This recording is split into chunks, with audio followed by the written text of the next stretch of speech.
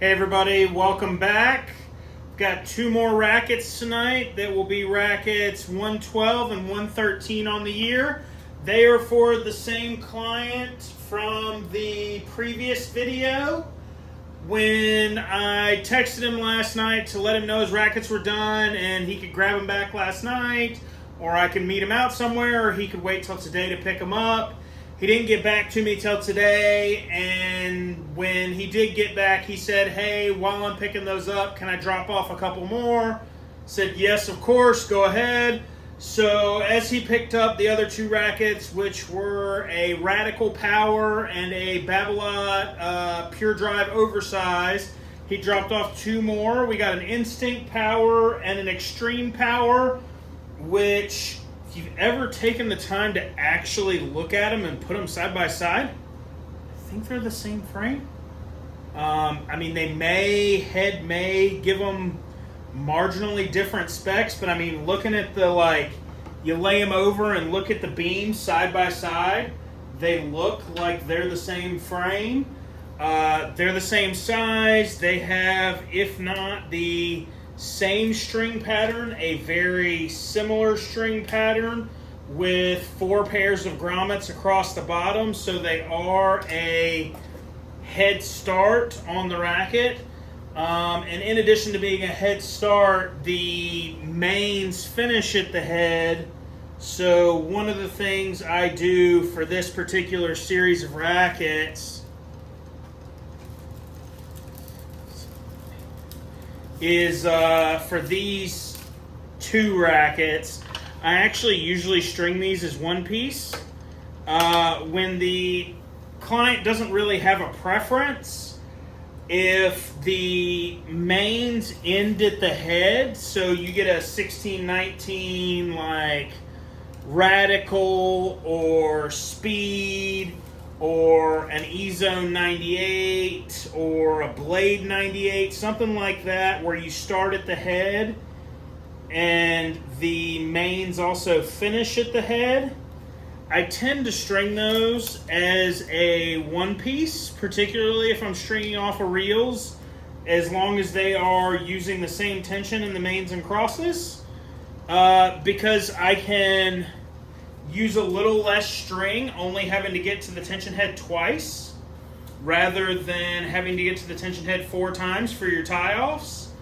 And in addition to using a little less string, I'm a little bit faster that way for the most part, just based on the fact that, again, you're doing less work because you're only tying off twice instead of stopping to tie off 4 times, so you don't have to pick up the tools as many times and you don't have to make as many knots. So just a marginal speed pickup. I would say, honestly, probably the fastest rackets on average I ever had to do series of for a college player were for Ingrid Gamara Martins, who is currently a WTA double specialist, but in college she played head radicals with Tourbite 17, and she's still currently Solinco sponsored and I believe using Hyper-G.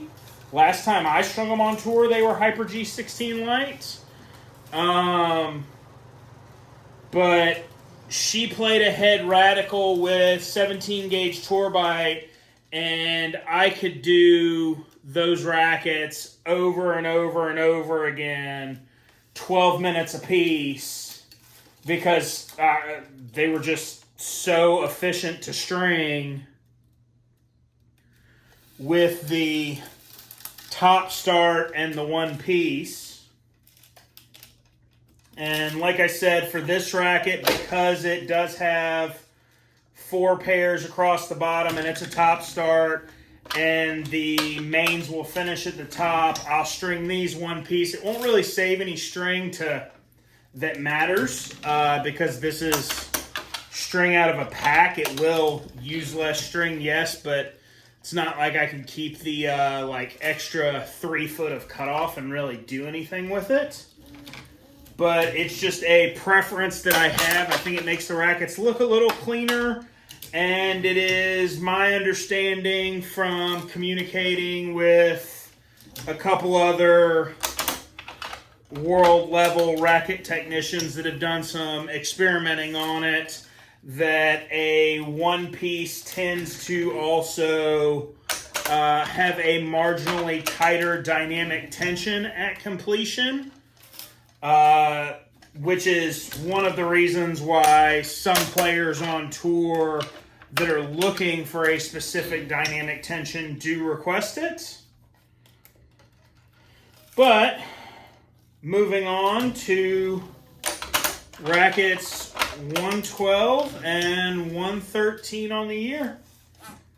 Coming right up.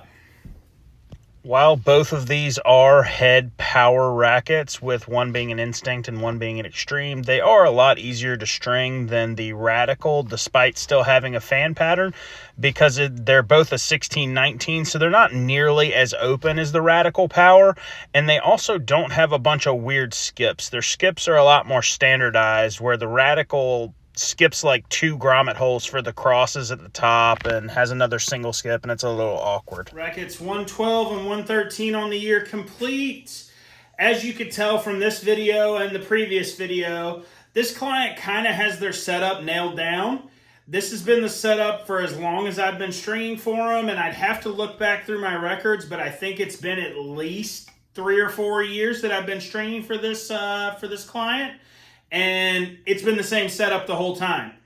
If you have a setup in your own rackets that you've nailed down and it's what you're using and you don't even bother to try new stuff, you just roll with what you got, let me know what it is. It's always interesting to see what string people fall in love with and just stay with.